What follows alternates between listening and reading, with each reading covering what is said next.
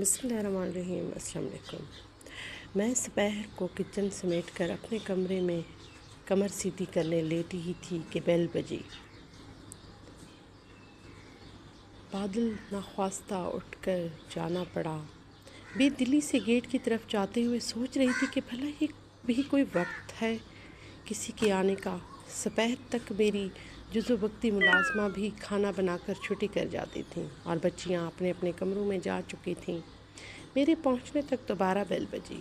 کون ہے؟ میں نے پوچھا۔ میں ہوں۔ دروازہ کھولا، ایک جانی پہچانی آواز سنائی دی۔ اس آواز کو صدیاں بیت جانے کے بعد بھی میں نہیں بھلا سکتی تھی۔ افتخار بے اختیار میرے منہ سے نکل گیا۔ چند لمحوں کے لیے میں بغیر کسی رد عمل کے ساکت کھڑی رہی۔ جیسے ہی انجانی قوت نے میری طاقت سلب کر لی، پھر اگلے ہی لمحے میں نے کانپتے ہوئے ہاتھوں سے گیٹ کھول دیا۔ کچھ دیر ہم یوں ہی جامد کھڑے رہے، پھر میں سامنے سے ہٹ گئی اور اسے راستہ دے دیا۔ وہ اندر آ گیا۔ میں اسے ڈرائنگ روم میں لے آئی اور صوفے کی جانب اشارہ کیا۔ وہ ایک گہرا سانس لے کر بیٹھ گیا۔ 25 برس بعد کیسے مجھے یاد کیا، کیسے آنا ہوا؟ بالآخر میں نے خاموشی توڑی۔ وہ بولا کہ ملک سے باہر تھا، جب یہاں آیا تو پتہ چلا کہ تمہارے شوہر کا انتقال ہو گیا ہے۔ بہت افسوس ہوا۔ تمہارے محروم شوہر کی وفات کی خبر سن کر تعزیت کرنے چلا آیا۔ کیا تمہیں میرا یہاں آنا برا لگا ہے؟ مجھے گم سم پا کر اس نے سوال کیا۔ میں نے چند جملے عارف محروم کی وفات کے بارے میں ادا کیے۔ میں سر جھکائے سنتی رہی۔ اس کی بات کا میرے پاس کوئی جواب نہ تھا، نہ ہی مزید سوالوں کی گنجائش۔ صورتحال بہت کمبہر ہو گئی تھی۔ تھوڑی دیر بعد وہ اٹھ کر کھڑا ہوا۔ ٹھیک ہے، تمہارا غم سمجھتا ہوں، میں پھر آؤں گا۔ وہ چلا گیا۔ میں اسے جاتے ہوئے دیکھتی رہ گئی، جیسے تپتی دھوپ میں کوئی سایہ لمحے بھر کو نظر آیا ہو اور پھر اوجھل ہو گیا ہو۔ جیسے ہی ساون کی دھوپ میں اچانک چلتا ہوا بادل اور چلتے ہوئے بادلوں کو بھلا کر کوئی روک سکتا ہے۔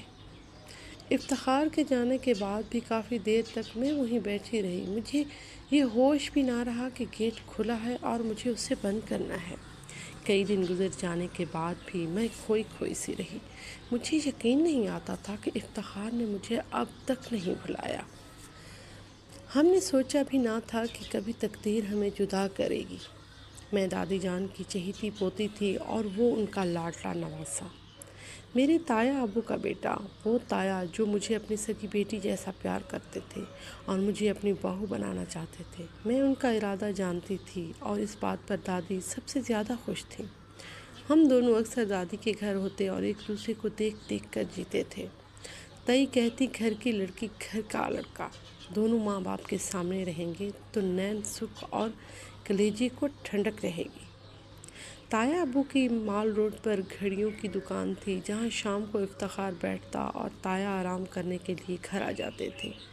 یہ اس دن کی بات ہے جب میں اپنی چھوٹی بہن کے ساتھ مال روڈ پر خریداری کرنے گئی تھی۔ سامنے تایا ابو کی دکان تھی۔ افتخار نے ہمیں گزرتے دیکھا تو ہماری طرف آ گیا اور کہنے لگا، دوپہر کی اس گرمی میں بازار میں چہل قدمی کی کیا سوجھی ہے؟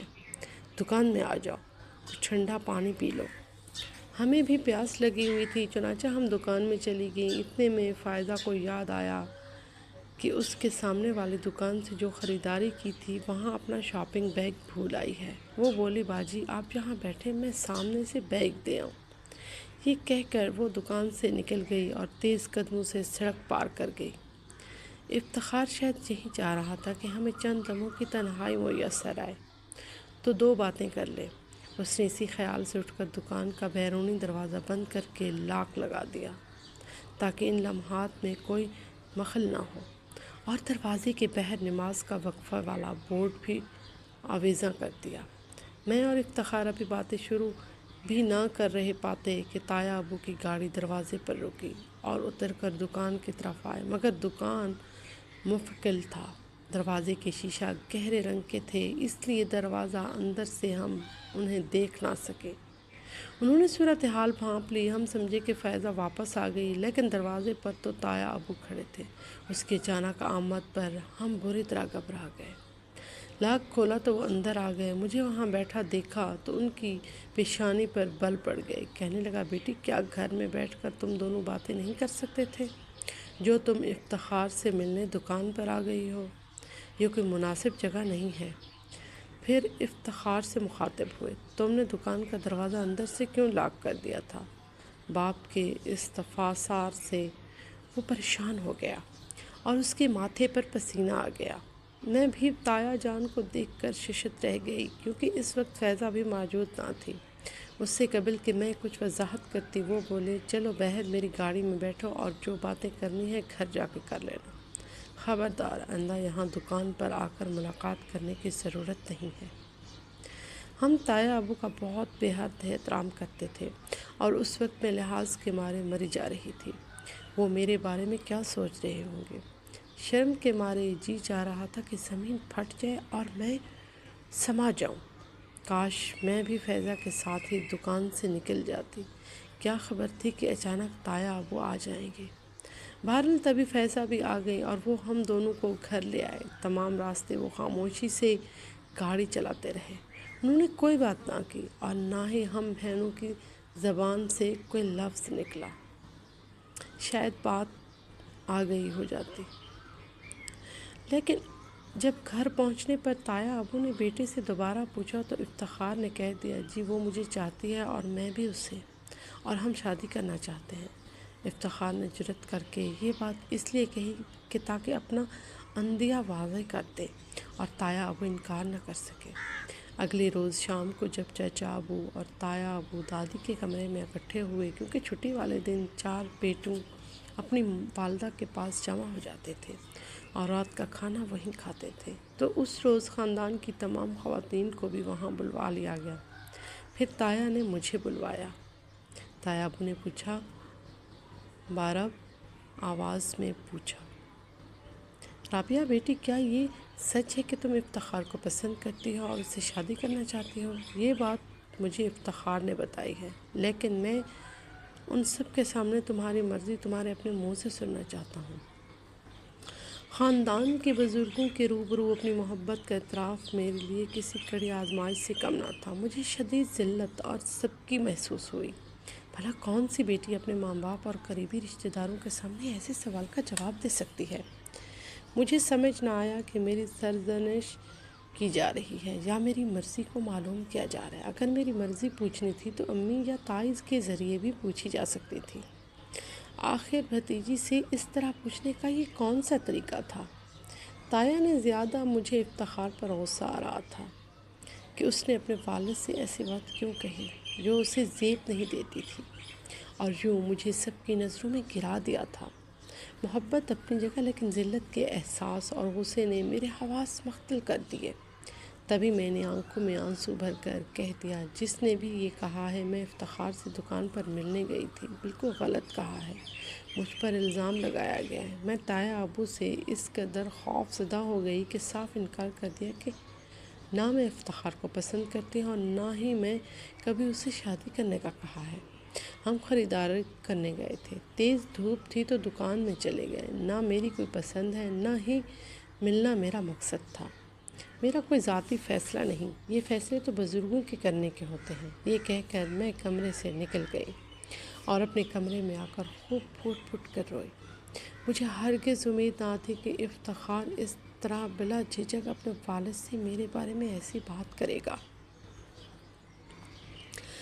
جب دادی، پھوپھی اور تائی مجھ سے بات کرنے آئیں تو میرا دل جل رہا تھا۔ میں نے ان سے بھی کہہ دیا کہ میں اس موضوع پر اب مجھ سے کوئی بات نہ کریں اور مجھے افتخار سے شادی نہیں کرنی۔ میں دکان پر نہیں گئی تھی۔ یہ تایا ابو کا سراسر بہتان ہے۔ غصے میں انسان بغیر سوچے سمجھے بول جاتا ہے، مگر تایا کو میری یہ بات بہت بری لگی۔ انہوں نے میرے ابو سے کہا، تمہاری بیٹی نے میری بیوی سے کہا ہے کہ میں نے اس پر بہتان لگایا ہے، حالانکہ میں نے خود اسے دکان میں دیکھا تھا۔ جس بچی کو میں بیٹیوں کی طرح سمجھتا ہوں وہ مجھے جھوٹا کہہ رہی ہے۔ وہ افتخار سے شادی پر بھی راضی نہیں ہے، لیکن میں نے اس بات کا برا نہ منایا۔ ہماری لڑکیوں کا دکان پر آنا جانا ویسے بھی نامناسب ہے۔ میرا مقصد اسے شرمندہ کرنا ہرگز نہ تھا، میں تو اس کی بہو بنانا چاہتا تھا، مگر رابعہ نے میری نیت کو غلط سمجھا ہے۔ وہ اپنے طرز عمل پر رنجیدہ تھے، کیونکہ سب کے سامنے سرزنش کرنے والا واقعہ غلط طریقے تھا۔ بہرحال تائی کو موقع مل گیا کہ وہ میرا راستہ صاف کر دے۔ پہلے وہ شوہر اور ساس کے فیصلے کے آگے خاموش تھی، لیکن اب بولنے لگی تھی۔ جب افتخار کو معلوم ہوا کہ رابعہ نے بزرگوں کے سامنے انکار کر دیا تو وہ غصے میں گھر سے چلا گیا اور کچھ دن اپنے ماموں کے پاس رہا۔ پھر وہ اسے دبئی اپنے بیٹے کے پاس لے گئے اور وہاں سے وہ امریکہ نکل گیا اور پھر کبھی لوٹ کر نہ آیا۔ اس کے جانے کے بعد میری زندگی اجڑا جنگل جیسی ہو گئی۔ 1 سال بعد عارف صاحب کا رشتہ آیا۔ سب نے اسے پسند کر لیا اور میری مرضی پوچھنے کی زحمت بھی نہ کی۔ ویسے بھی یہ سب میرا ہی کیا دھرا تھا۔ نکاح کا وقت میرے آنسو تھمتے نہ تھے۔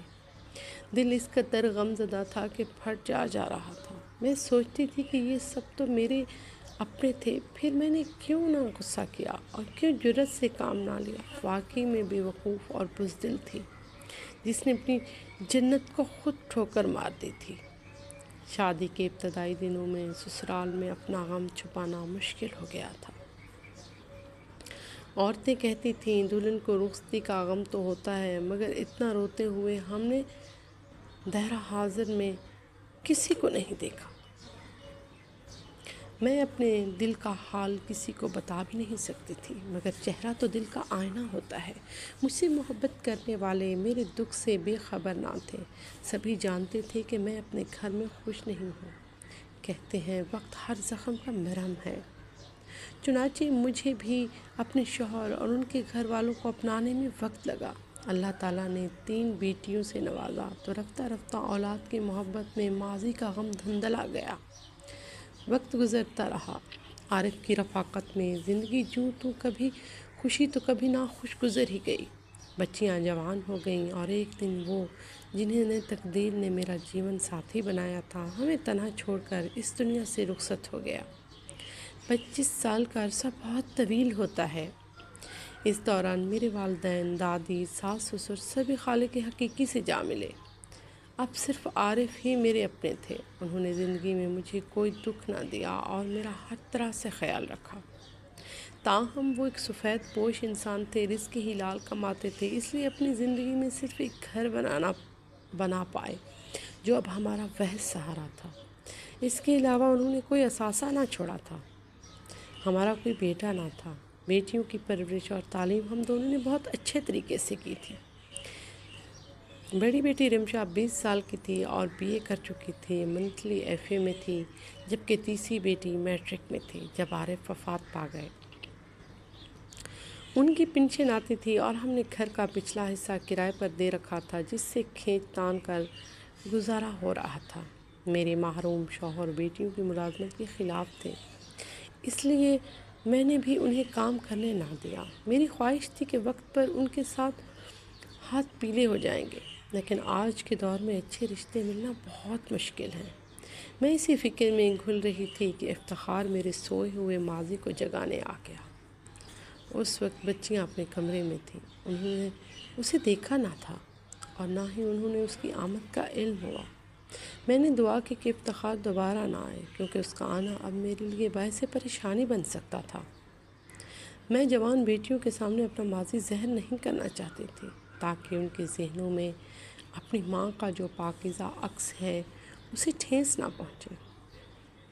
افتخار کو میری بیوگی کا سن کر دلی دکھ ہوا تھا۔ چند ہی دن بعد وہ پھر آ گیا۔ میں نے ملازمہ سے مہمان کو ڈرائنگ روم میں بٹھانے اور چائے لانے کو کہا۔ چائے پیو افتخار، پچھلی بار بھی تم کچھ کھائے پیے بغیر چلے گئے تھے۔ میں تم سے ایک اہم بات کرنے آیا ہوں۔ اس کے بعد ہی میں واپس امریکہ جانے کا فیصلہ کروں گا۔ برا مت ماننا، ہم دونوں کم عمری اور ناسمجھی کی وجہ سے جدا ہوئے۔ حالانکہ والد صاحب کو اس کا شدید قلق ہو رہا۔ ان سے غلطی ہوئی کہ سب کے سامنے تم سے باز پرست کی، اور مجھ سے یہ خطا ہوئی کہ بجائے سچ کہنے کے میں نے کچھ غلط بیانی کر دی۔ وہ وقت تو اب واپس نہیں آ سکتا، لیکن اس کی تلافی ممکن ہے۔ کیا تم نہیں جانتی میں نے اب تک شادی نہیں کی؟ کہ دل میں کسی اور کو قبول ہی نہ کر سکا۔ اب جب کہ تمہارے حالات جانتا ہوں، اپنی غلطی کا ازالہ کرنا چاہتا ہوں۔ تم پر 3 بیٹیوں کی ذمہ داری ہے جن کا کوئی سہارا نہیں۔ التجا ہے کہ زندگی کو مزید دکھوں میں مت دھکیلو۔ میں اب تمہیں کھونا نہیں چاہتا۔ ہم اب بھی ایک ہو سکتے ہیں اور مل کر یہ بوجھ بانٹ سکتے ہیں۔ تمہاری بچیوں کو بھی ایک حقیقی سرپرست کی ضرورت ہے۔ میں نے اپنی بات کہہ دی، اب فیصلہ تمہارا۔ ایک لمحے میں تو میں اس کی باتیں سن کر شش و پنج رہ گئی۔ افتخار، یہ کیسے ممکن ہے؟ میری بچیاں جوان ہیں اور اس عمر میں کسی دوسرے شخص کو بطور باپ کبھی قبول نہیں کریں گی۔ میں ان کی نظروں میں اپنا بھرم اور ان کی محبت دونوں کو کھو دوں گی۔ ایسا کچھ نہیں ہوگا، تم اس دنیا میں اکیلی ہو۔ میں نے عمر بھر کمایا ہے، اب یہ دولت میرے کس کام کی؟ میں تمہاری بیٹیوں کے لیے اچھے رشتے تلاش کروں گا اور انہیں عزت سے رخصت کروں گا۔ رابعہ، خدا کے لیے میری بات مان لو۔ تم نے بہت تنگی کاٹی ہے، اب ایک آسودگی زندگی گزارو تاکہ بڑھاپے میں کسی کی محتاج نہ رہو۔ افتخار نے ہر ممکن طریقے سے مجھے قائل کرنے کی کوشش کی۔ وہ کوئی اجنبی نہیں، میرے تایا زاد تھا۔ ہم ایک دوسرے کو اچھی طرح جانتے تھے۔ وہ خلوص دل سے یہ سب کہہ رہا تھا اور میری بیوگی کا دکھ اسے بے چین کر رہا تھا۔ اس کی بہت منت سماجت پر میں نے کہا، افتخار، جوان بیٹیوں کی موجودگی میں اس عمر میں دوسری شادی کا فیصلہ میرے لیے بہت مشکل ہے۔ اصرار نہ کرو کہ میں مزید پریشان ہو جاؤں۔ میں اس بارے میں سنجیدگی سے سوچوں گی، لیکن ابھی کوئی وعدہ نہیں کر سکتی۔ میں ایک بار پھر جواب لینے آؤں گا۔ امید ہے تم حقیقت پسندی سے ایک کام لوگی۔ تمہارا جواب ہاں میں ہی ہوگا۔ افتخار یہ کہہ کر چلا گیا۔ میں دوراہے پہ کھڑی رہی۔ عورت بھلے اپنی آسائشیں نہ سوچے، مگر اولاد کی خاطر اسے سوچنا پڑتا ہے۔ گھر پر لون باقی نہ تھا، قسطیں ابھی رہتی تھیں جو کرائے سے پوری کرنا مشکل تھا۔ مجھے لگا کہ اگر میں اس کی بات مان لوں تو بہت سی مشکلات حل ہو جائیں گی اور بچوں کے رشتے بھی اچھے گھرانوں میں ہو سکیں گے۔ ابھی میں کسی نتیجے پر نہیں پہنچی کہ چند روز بعد میری بڑی بیٹی نے مجھ سے تنہائی میں بات کی۔ اس نے پوچھا، ماں، وہ شخص کون تھا جو آپ سے ملنے آیا تھا؟ میں نے بتایا کہ وہ میرے تایا زاد ہے، امریکہ سے تمہارے ابو کی تعزیت کے لیے آیا ہے۔ تو کیا تعزیت ایسے کی جاتی ہے؟ شاید آپ کو خبر نہیں۔ ہم بہنوں نے دروازے کے پیچھے سے آپ کی تمام باتیں سن لیں۔ چھوٹی اور منتلی تو دکھ سے نڈھال ہیں۔ ہم سوچ بھی نہیں سکتے کہ ہماری پاک باز ماں کا ایسا ماضی ہوگا، اور اب آپ اس آدمی کے ساتھ مل کر ہم سے چھپا کر دوسری شادی کے منصوبے بنا رہی ہیں۔ میں نے بڑی مشکل سے دونوں بہنوں کی خاموشی کو خاموش کروایا۔ رمشا نے 2 ٹوک کہا، شادی کے بارے میں سوچنا بھی مت، اور اپنے کزن کو منع کر دیں کہ اب وہ یہاں نہ آئے۔ ہمیں غریبی، بھوک اور دکھ برداشت ہے، لیکن سوتیلا باپ نہیں۔ ہماری قسمت میں جو لکھا ہے وہ مل جائے گا۔ رمشا کے تیور دیکھ کر میرا دل بیٹھ گیا۔ بے اختیار منہ سے نکلا، بیٹی، میں دوسری شادی کا تصور بھی نہیں کر سکتی۔ تم لوگ ہی میری کائنات ہو، میرا جینا مرنا تمہارے ساتھ ہے۔ تم بھی فکر رہو، میں اسے منع کر دوں گی، اور یہ ممکن نہیں کہ وہ اب یہاں نہیں آئے گا۔ اگلی بار آنے سے پہلے افتخار نے فون کیا تو میں نے اسے صاف منع کر دیا کہ یہ میرے لیے ممکن نہیں ہے۔ میں تم سے نکاح نہیں کر سکتی کیونکہ میری بیٹیوں نے تمہیں قبول کرنے سے انکار کر دیا ہے۔ اگر وہ باغی ہو گئی تو میں یہ دکھ برداشت نہیں کر سکوں گی۔ میں اپنے حالات اللہ پر چھوڑ دیے ہیں۔ وہ وقت بیت گیا جو ہم نے گنوا دیا۔ میری بچیوں نے ہماری گفتگو سن لی ہے اور وہ کسی صورت سوتیلے باپ کو قبول نہیں کر سکتی۔ اس نے کہا، ہم اپنی شادی کو تب تک خفیہ رکھ سکتے ہیں جب تک ان کی شادیاں نہیں ہو جائیں گی۔ میں نے جواب دیا، یہ بھی ناممکن ہے۔ افتخار، زندگی کے سنہرے دن گزر چکے ہیں، خواب اور امیدیں کھو گئی ہیں، اب صرف ان کی راکھ باقی ہے، اور اس راکھ کو اڑنے کا کوئی فائدہ نہیں۔ تم جہاں سے آئے ہو وہیں لوٹ جاؤ، یہی میرا حتمی فیصلہ ہے۔ افتخار نے مایوس ہو کر فون بند کر دیا اور پھر کبھی مڑ کر نہ دیکھا اور نہ ہی رابطہ کیا۔ میں نے سکون کا سانس تو لیا، مگر اس بات کا دکھ آج بھی ہے کہ دل میں ایک کانٹے کی طرح چبھتا ہے کہ قسمت نے دوسری بار بھی ہمیں ملنے نہ دیا۔ حالانکہ بیوہ کی دوسری شادی کا وہ گناہ نہیں تھی، مگر ماں ہونا بذات خود ایک بہت بڑی آزمائش ہے۔ میں نے قربانی دی تاکہ میری بچیاں ذہنی اذیت سے بچ سکیں۔ آج وہ اپنے اپنے گھروں میں آباد ہیں اور میں بالکل اکیلی رہ گئی ہوں۔ ہمارے چینل کو سبسکرائب کیجیے گا، کمنٹ میں بھی بتائیے گا کہ آپ کو ہماری ویڈیو کیسی لگتی ہیں۔ شکریہ۔